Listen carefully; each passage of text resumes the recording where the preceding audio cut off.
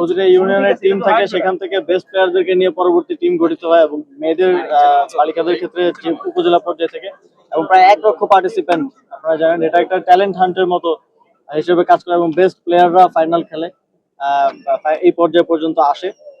তো এই ধরনের টুর্নামেন্ট গুলো আরো বেশি বেশি হওয়া উচিত এবং আমরা সেভাবেই আমাদের যুব ক্রীড়া মন্ত্রণালয়ের ক্যালেন্ডারটা তৈরি করছি, যাতে করে এই ধরনের টুর্নামেন্ট গুলো আরো বেশি বেশি আমরা আয়োজন করতে পারি। একই সাথে এই টুর্নামেন্ট গুলোকে আরো জনপ্রিয় করে তোলা, ওইভাবে মার্কেটিং এবং ব্র্যান্ডিং করা, যাতে করে এটা আরো এঙ্গেজিং এবং আরো এই যে অনূর্ধ্ব 17 বালকদের খেলা দেখলাম আমি, কিছু খুবই টপ নচ এবং ভালো কোয়ালিটির খেলা কিন্তু খেলছে, কিন্তু এটার ওইভাবে ব্র্যান্ডিং এবং মার্কেটিং এর অভাবে কিন্তু ওই লেভেলে এটা নেই।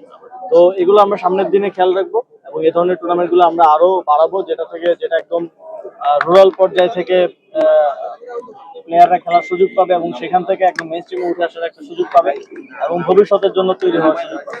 আমরা এইসব বিষয়গুলো নিয়ে বাবুফের সাথে কাজ করছি। আমরা চেষ্টা করব, কতটুকু করতে পারবো জানি না, তবে অদূর ভবিষ্যতে অবশ্যই আমরা আশা করি যে এই যে জানান দীর্ঘদিন ধরে খেলা হয় না, সেখানে একটা খেলা আয়োজন করতে গেলে ফ্লাডলাইট থেকে শুরু করে অনেক কিছু অব্যবহৃত থাকার কারণে স্টেডিয়ামগুলোর খুব নাজেহাল দশা। তো যখন আমরা খেলা আয়োজন করার উদ্যোগ নিব, তখনই আসলে কি কি প্রবলেম আছে, কি কি সলভ করতে হবে, সেটা আমাদের নজরে আসবে এবং সে অনুযায়ী আমরা দ্রুত কাজ করে অদূর ভবিষ্যতেই আপনারা দেখতে পাবেন যে যে অঞ্চলগুলোতে আসলে ক্রিকেট এবং ইন্টারন্যাশনাল ক্রিকেট এবং ফুটবল ছিল না, উত্তরবঙ্গে এবং দক্ষিণবঙ্গে বিশেষ করে, সেই অঞ্চলগুলোতে আমরা পৌঁছে দিচ্ছি। পুরস্কারগুলোর ক্ষেত্রে তো আমরা এর আগে দেখেছি যে স্বজনপ্রিয়তা এবং অনিয়ম হয়েছে, তবে এখন আমরা চেষ্টা করছি যথাসম্ভব এখানে স্বতন্ত্র ব্যক্তিদের মাধ্যমে যাতে করে এই অ্যাসেসমেন্টটা করা যায় এবং সেখানে যেন কোনো প্রকারের দুর্নীতি কিংবা অনিয়ম না হয়, স্বজনপ্রীতি না হয়, পুরস্কার দেখে প্রকৃত ভাবেই যাদের পাওয়ার কথা তারাই যেন পায়। এবং এটা তো একটা অ্যাপ্রিসিয়েশন, আমরা যদি আমাদের ভালো প্লেয়ারদেরকে প্রপারলি অ্যাপ্রিসিয়েশনটা করতে পারি, তাহলে আরো নতুন নতুন যারা আসছে খেলার চেষ্টা করছে তাদের মধ্যে একটা অ্যাসপাইরেশন তৈরি হবে। তো সেই জায়গা থেকে এটা আমরা সেভাবেই দেখবো। আপনার সম্পর্কে আমি দেখলাম যে আসলে 3টা সিচুয়েশনকে একীভূত করা হয়েছে, এটা একটা ক্রীড়াঙ্গনের দেখলাম প্রথম কাঠামোগত সংস্কার।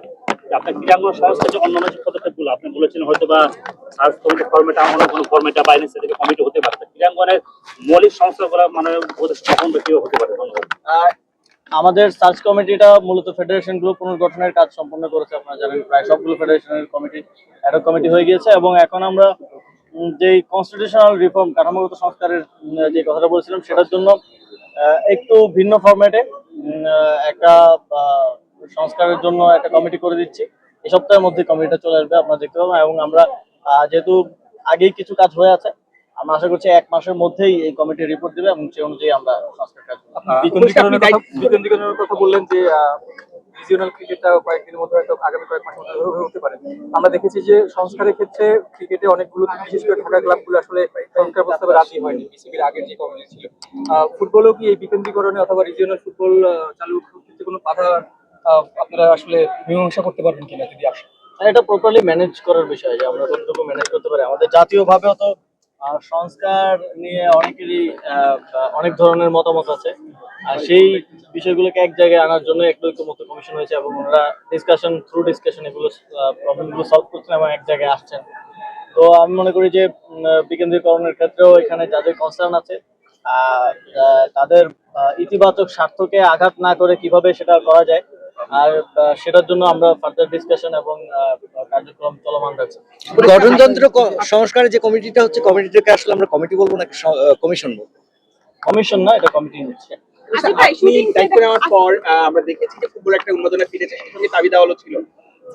এই লাস্ট ম্যাচটা আপনি যদি দেখেছেন প্রেস বক্সে, প্রেসিডেন্ট বক্সে বলতেছেন, তারপরে কোচ নিয়ে কি আপনার কোনো অ্যাসেসমেন্ট আছে? কোচ নিয়ে অনেক কথা চলছে, যেহেতু সমিত সোম, তারপর হামজার মতো ফুটবলার আমাদের এখানে এসেছে, একটা একাডেমিক কোচ অনেকদিন ধরে আছে, কোচকে নিয়ে অনেক কাটাছেড়া চলছে। আপনার কি মনে হয় তার বিষয়ে? প্রথমত হচ্ছে আমি ফুটবলের এক্সপার্ট না এবং ফুটবলের কাঠামোর সরাসরি দায়িত্বে আমি নেই, সুতরাং এই বিষয়ে আমার মন্তব্য করা ঠিক হবে না। এই বিষয়ে সিদ্ধান্তটা বাবুকে নিতে হবে। আসিফ ভাই, সবগুলো ফেডারেশনের দেখা গেছে যে এটা কমিটি দেওয়া হয়েছে, কিন্তু শুটিং ফেডারেশন দেরি হচ্ছে, এর কারণটা কি এবং কত সময়ের মধ্যে আমরা শুটিং ফেডারেশন এত কমিটি পাবো? শুটিং ফেডারেশনটা হয়ে যাবে, অতি দ্রুত সময়ের মধ্যে হয়ে যাবে। একটাই বাকি আছে আমার মনে হয়, ৫৫টার মধ্যে একটাই বাকি আছে। এটার কিছু জটিলতা ছিল, আপনারা জানেন যে শুটিং ফেডারেশনের বিশেষ করে জুলাই গণ অভ্যুত্থানের সময়কার কিছু কিছু ঘটনার কারণে এটা আমাদের শুধু আমাদের না স্বরাষ্ট্র মন্ত্রণালয়ের কিছু কনসার্ন ছিল, যে কারণে এটা একটু বিলম্ব হচ্ছে, তবে এটা হয়ে যাবে। অবশ্যই